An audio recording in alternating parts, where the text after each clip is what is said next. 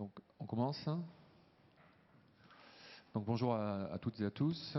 Donc, nous allons vous présenter un projet de réhabilitation, la réhabilitation du siège du Crédit Agricole à Toulouse. Alors, rapidement, au niveau des présentations pour les intervenants, donc, nous avons Jean Larnaudy, un des architectes du projet, donc de l'agence Scalen à Toulouse, et Gérard Janssen, qui est le voilà, donc directeur adjoint de la branche rénovation de GA Smart Building. Et donc moi-même, Laurent Tournier, je suis responsable de la prescription chez Serge Ferrari. Alors Serge Ferrari, rapidement, c'est une société basée en Isère, une société française. Nous sommes concepteurs et fabricants de matériaux composites souples qui s'utilisent dans plusieurs domaines d'activité. Dans le domaine du bâtiment, c'est 3 marchés principaux. Donc un marché qui s'appelle l'architecture textile, donc toile tendue qui s'utilise en couverture. Ce qu'on peut voir à l'image ici à gauche, c'est la couverture du cours central de Roland-Garros, Philippe Chatrier. Et à droite, avec Paul Andreu, c'est la couverture de fouilles archéologiques. Un autre marché qui nous concerne, c'est celui de la façade, avec des toiles tendues qui s'utilisent en brise-soleil ou en habillage. Et un de nos marchés principaux, c'est la protection solaire, les occultations. Donc ici, on voit à l'image 2 références lyonnaises. Le bâtiment de gauche, ce sont les bureaux initiales par l'agence SOHO. Et à droite, on voit le campus orange de la Part-Dieu, qui a été conçu par l'agence Hubert Godet. Donc sur ces 2 bâtiments-là, donc ce sont nos toiles de protection solaire de la gamme Soltis qui ont été mises en œuvre en intérieur. Alors, on a souhaité évoquer la réhabilitation du siège du Crédit Agricole de Toulouse pour divers aspects, et notamment, on verra comment les protections solaires que nous avons fournies ont été mises en œuvre sur ce projet dans une configuration bien particulière. Voilà, donc je laisse la parole à Gérard. Bon, bonjour à tous et à toutes. Donc cette opération de rénovation du siège du Crédit Agricole à Toulouse, c'est une opération ambitieuse, emblématique, parce que d'abord elle est située en plein cœur de Toulouse, dans un quartier très vivant, très central, entre la gare et les boulevards. C'est un bâtiment qui était emblématique des années 70, qui abritait la caisse régionale du Crédit Agricole, un bâtiment qui faisait quand même 10 000 m² sur 7 niveaux, 11 000 m² même sur 7 niveaux. Et il fallait donc transformer cet immeuble tout en gardant sa valeur symbolique. L'objectif du Crédit Agricole, c'était pas de faire une rénovation pour faire une rénovation, c'était un vrai changement pour eux des usages de travail. Ils étaient encore dans un mode de travail qui était celui des années 70, date de la réalisation de l'immeuble. Et pour eux, il fallait changer. Donc ils avaient d'abord fait des tests sur différents immeubles qui leur appartenaient. Et là, ils ont mis en place de nouveaux usages et donc une nouvelle configuration de l'immeuble et une transformation profonde de cet immeuble tout en souhaitant rester au centre-ville. Et du coup, à la suite de cette rénovation, bien évidemment, on a eu des labels certification HQE, essentiellement par la mise en place d'une enveloppe extrêmement performante. Je vais passer la parole à Jean, qui va vous parler, qui faisait partie des architectes dedans. Donc bonjour, je suis représentant de l'équipe des architectes parce qu'il y a une entreprise générale, mais on était 3 cabinets d'architecture. Donc PPA Architecture, ABC Architecture et nous-mêmes Scalen. Un projet très ambitieux, Gérard l'a dit, je ne sais pas si on peut avoir un pointeur sur une télé, ça ne marche pas, non. Vous voyez la flèche, beaucoup de toits tuiles, beaucoup de bâtiments en briques, et Gérard le disait, il n'y a peut-être pas plus responsable que refaire la ville sur elle-même plutôt qu'aller faire un bâtiment neuf en bord de rocade pour des bureaux. Beaucoup d'enjeux pour nous. Le premier, c'était un concours sur invitation, beaucoup d'architectes qui arrivaient d'un peu toute l'Europe. et notamment le plus grand groupe européen d'architecture. On a eu la chance de le gagner, on était contents. Les enjeux notamment, c'est que le bureau de Crédit Agricole avait besoin d'attirer les talents. Dans la banque maintenant, on a tous nos smartphones, on est heureux d'avoir du conseil et de l'humain, et les banquiers ont du mal à embaucher, et c'est pour ça que ce siège pour eux est un vrai enjeu, en prolongement avec le sol urbain de la ville en plein centre-ville. Le deuxième, c'est aussi un enjeu patrimonial, puisque je l'ai dit, on est situé vraiment au cœur battant de la ville. Très peu de projets contemporains en cœur de ville à Toulouse, contrairement à Lyon. Et les deux bâtiments les plus remarquables de ce point de vue, c'est deux bâtiments bancaires, dont celui-ci. Donc une interrogation qu'on s'est posée sur comment on intègre un bâtiment comme ça en plein cœur de ville. Donc nous, on a pris le parti de refléter le patrimoine. Vous verrez comment les stores nous permettent de faire ça. Et le dernier, évidemment, c'était les conditions de vie à l'intérieur, ramener de la lumière, et j'en parlerai un peu plus tard. Donc là, on voit le bâtiment existant, bâtiment des années 70, tu l'as dit, désuet comme outil, parce que c'est boîte à bijoux, boîte à outils, on a tendance à dire. Donc ça marchait pas très bien des deux points de vue, un bâtiment très fermé en rez-de-chaussée, dans les étages très sombres. Le travail remarquable de l'entreprise générale pour déshabiller le bâtiment. On parlera des façades, mais ça a été un déshabillage complet. Il restait simplement que l'ossature. On voit un peu le contexte dont je parlais. Ensuite, quelques images jour-nuit de ce que ça peut produire. La grosse partie lumineuse qu'on voit en haut à droite, là, avec le logo du Crédit Agricole, c'est que pour les Toulousains, c'était un repère. C'est l'horloge qui donnait l'heure pour l'ensemble des Toulousains en plein centre-ville, qui a été remplacé par le logo. Une des opérations principales du projet, c'est la moins spectaculaire, c'est celle qui ne se voit pas du tout depuis la rue.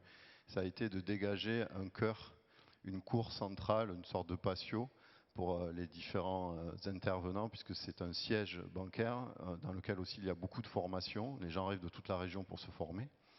Et il fallait trouver des lieux de convivialité. C'est vrai à Lyon, hein, avec les bouchons, mais c'est vrai aussi à Toulouse. On a aussi des bouchons, mais c'est notre spécialité, c'est sur la rocade. Ce travail de creux et d'aménagement d'un grand patio intérieur nous a permis aussi par la suite de récupérer une partie de projet qui n'était pas prévue à la base en rénovation pour fabriquer les lieux où on se restaure, le CE, etc. C'est-à-dire qu'on a gagné le concours avec une idée qui nous a permis d'aller encore plus loin derrière. Donc là, on voit un peu ce qu'on a cherché à faire. On m'entend bien ? Ouais. On voit ce qu'on a cherché à faire à rez-de-chaussée. D'ailleurs, au Crédit Agricole, ils l'appellent la place du village. C'est-à-dire c'est un grand rez-de-chaussée complètement ouvert sur la ville qui accueille les gens parce que c'est un bâtiment aussi dans lequel il se passe beaucoup d'expositions. À Toulouse, on a ce qu'on appelle le Printemps de septembre, qui est un événement national dans lequel on montre des œuvres d'art. Et ce bâtiment y participe. Et on a ramené la lumière comme ça sur tout le rez-de-chaussée avec... vous voyez au fond la zone dont je viens de parler, qui est le patio intérieur, et tout ce rez-de-chaussée très ouvert. Ça, c'est dans les étages. Alors, c'est assez spectaculaire pour nous. Vous voyez à gauche l'état avant que GA intervienne, et à droite l'état après l'intervention, c'est-à-dire aujourd'hui. En noir, on voit les zones qui étaient sombres, et en clair, évidemment, les zones à la lumière naturelle. On voit bien l'effet, et on voit bien l'effet aussi qu'a produit l'encoche dont je parlais pour ramener du jour. La deuxième chose, c'est aussi en termes de repérage. On voit les trois éléments ici qui sont les ascenseurs, on les a basculés de l'autre côté pour être toujours face à cette encoche, pouvoir se repérer et savoir où on est dans le bâtiment, quels que soient les étages. C'est un bâtiment de 8 étages en tout, en superstructure, 3 étages en infra.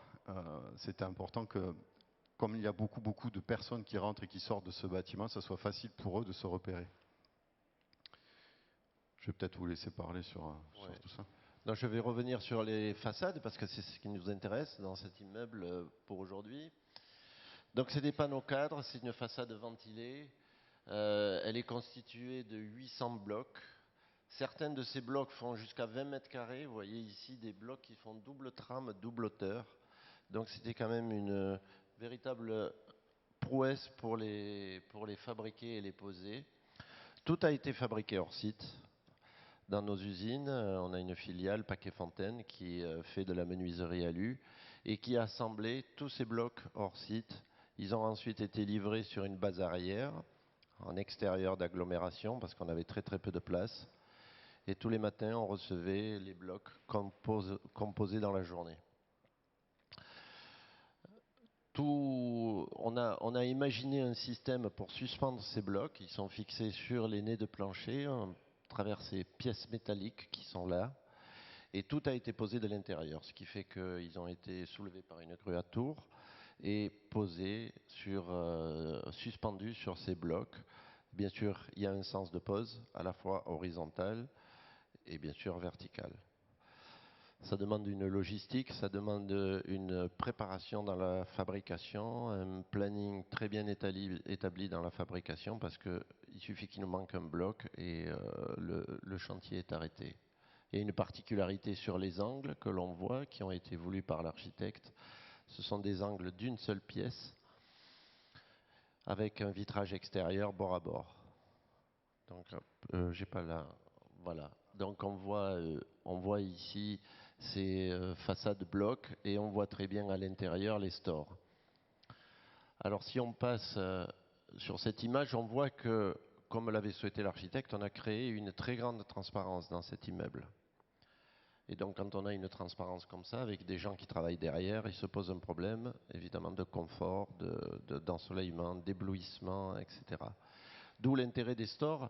Et si on peut passer à l'image suivante, on voit donc là, ici, les angles vitrés. Et sur l'image d'après, on a ces fameux stores. On voit ces fameux stores. Dans ces stores, ils sont commandés par des moteurs électriques de la marque U2, qui ont été développés en collaboration avec notre filiale, Paquet Fontaine, parce qu'il y a deux sujets importants. D'abord, il y a une élévation de température importante dans ces façades ventilées. Donc il faut prendre et utiliser des moteurs qui soient capables d'utiliser des températures, de fonctionner sous des températures élevées. Et le deuxième sujet, c'est que les architectes souhaitaient un alignement des stores, c'est-à-dire qu'ils ne voulaient pas l'anarchie, ce qu'ils appelaient l'anarchie des façades. Chacun baisse son store, le lève, et on obtient quelque chose, vu de la place, qui ne ressemble plus à rien. Donc, on a mis en place avec U2 un système de pilotage de ces stores qui permet de les faire descendre façade par façade. Tout ça, c'est piloté par des cellules qui mesure la luminosité et qui va commander la descente des stores ou la montée des stores de façon à ce que l'ensoleillement soit limité. C'est ça qui sert de base de calcul, l'entrée du soleil sur le plateau du bureau. Alors comme ça paraît simple, mais en fait, quand vous avez des stores en toile, si vous les remontez en faisant fonctionner le moteur un certain nombre de temps, en fait, c'est comme ça.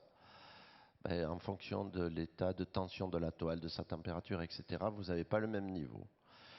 Donc en fait, on a développé des moteurs qui se basaient plutôt que se baser sur un temps de fonctionnement, on se basait sur un nombre de tours. Et donc les moteurs et l'algorithme qui pilote les moteurs compte le nombre de tours, mais même le nombre de cinquantièmes de tours, pour arriver à cet alignement qui, j'espère, convient à l'architecte. Ce qui est génial, c'est qu'on voit quand un moteur ne fonctionne pas. Il n'y en a qu'un, il est à gauche là, de l'image. Oui, et puis c'est aussi rendu possible par le fait que de l'intérieur, même store baissé, ça reste très lumineux. C'est-à-dire qu'on baisse les calories, on baisse l'éblouissement, mais on conserve la vue vers l'extérieur. Je pense que tu vas en parler.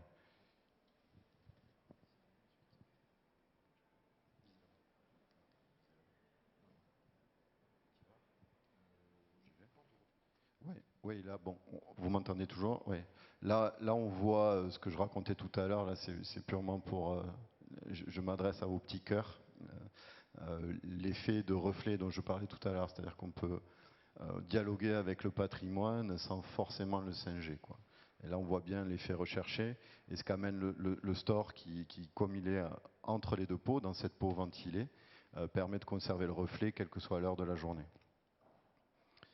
Bon, là, on voit un peu une sorte de résumé de tout ce qu'on vient vous dire, hein. Le patio intérieur qu'on voit bien de là-haut, la fameuse place du village dont j'ai parlé, qui est en connexion avec la ville, puisque les marchés de la ville auront lieu sur la place qui est juste devant.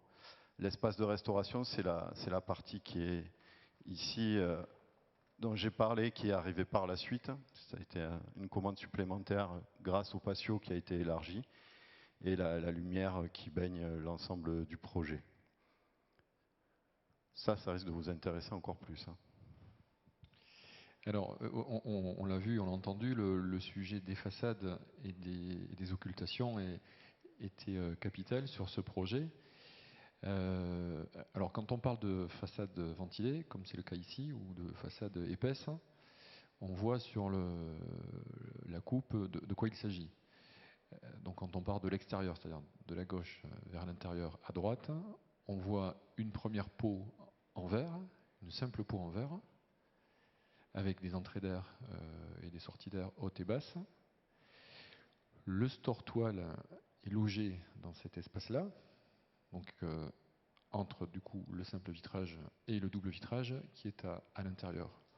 Donc l'épaisseur totale, je crois, des blocs était de l'ordre de 40 cm.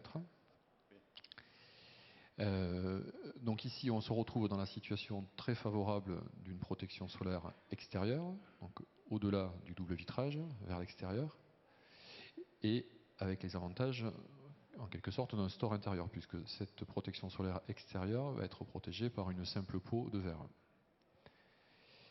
Dans cette cavité, il y a des exigences, des attendus qui étaient demandés pour les protections solaires, par rapport à la température notamment. Donc température élevée, comme Gérard l'a évoqué, donc les moteurs sont en 24 volts pour fonctionner dans cette température assez élevée.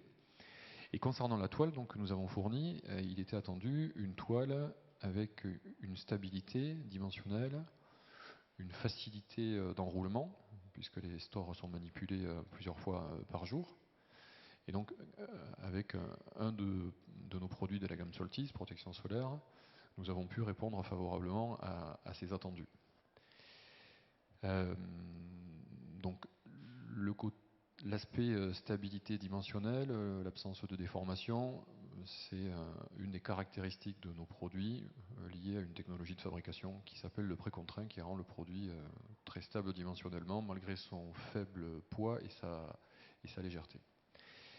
Sur le projet, donc par rapport à l'apport de lumière naturelle, comme on a pu le voir sur les images qu'a montré Jean, pour que les bureaux continuent à être éclairés naturellement, occultation baissée, il fallait une toile suffisamment fermée pour arriver à se protéger correctement contre l'éblouissement, mais on devait toujours avoir un certain passage de lumière.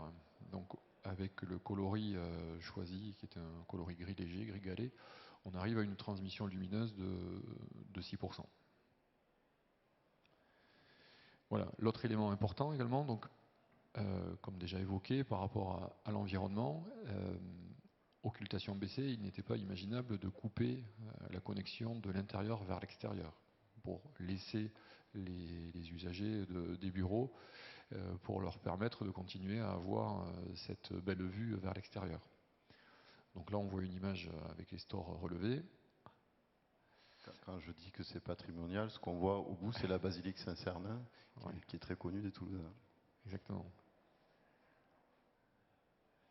Voilà, et donc là, on voit une image où on voit toujours la basilique. Alors, quand on est face à la toile, c'est un peu plus net, mais on est toujours avec ce dialogue intérieur-extérieur, à l'abri des éblouissements.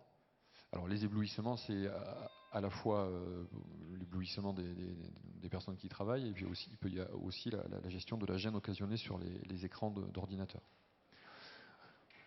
Voilà, donc quelques images complémentaires, donc vue de l'intérieur. Voilà, donc on a parlé un peu vite certainement, puisqu'il nous reste 9 minutes pour les questions-réponses. Donc allez-y, écoutez-nous, posez-nous toutes les questions que vous souhaitez, si vous en avez. Ah, monsieur, le micro arrive.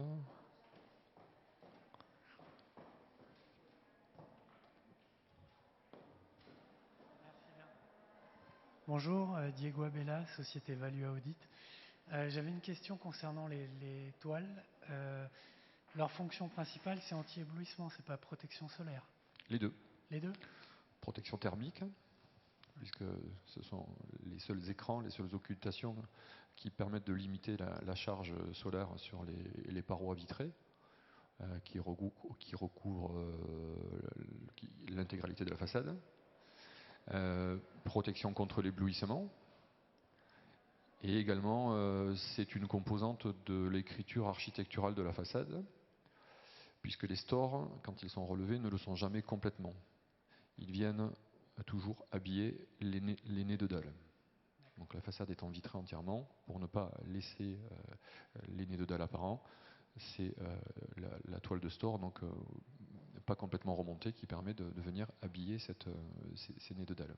Après, il est certain que c'est une double façade ventilée. Donc c'est le store plus la double façade ventilée. Parce qu'il ne fallait pas non plus qu'on stocke la chaleur, hein, tu l'as très bien expliqué tout à l'heure.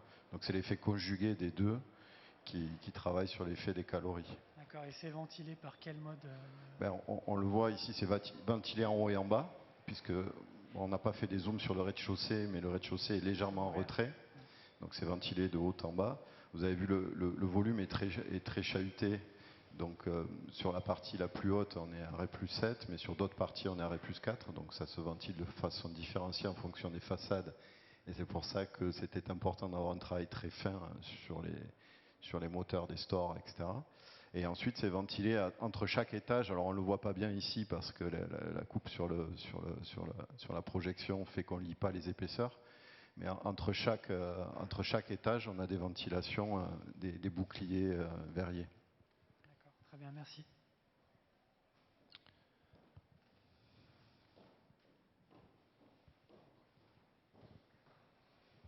Bonjour, comment est assurée la maintenance de ce système?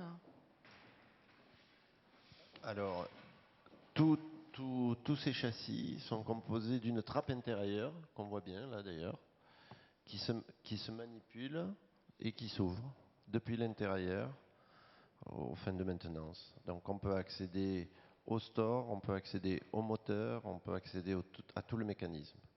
Il n'y a aucune intervention extérieure à faire.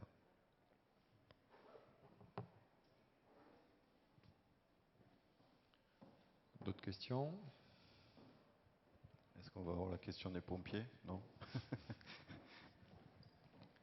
Alors c'est un projet dont vous allez certainement entendre parler encore par rapport à l'actualité de ce projet. Gérard, tu peux peut-être en parler. C'est un projet qui a été récompensé au concours des Clés d'Or, concours organisé par le GFBTP, puisque avec ce projet, nous avons reçu la Clé d'Or au niveau Occitanie, pour la région Occitanie, et hier, on a reçu la Clé d'Argent au niveau national. Donc c'est un projet qui nous a demandé 2 ans et demi de travail en travaux, et je pense que pour toi, Jean, autant avant, c'est un projet emblématique pour la ville de Toulouse, parce que des rénovations de cette ampleur, il y en a rarement.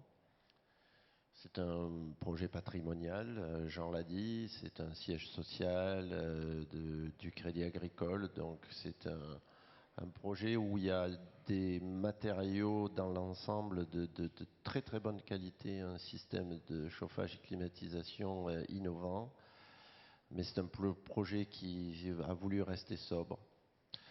Voilà, donc c'est pour nous, entreprise de rénovation, c'est les projets qu'on aime, quoi.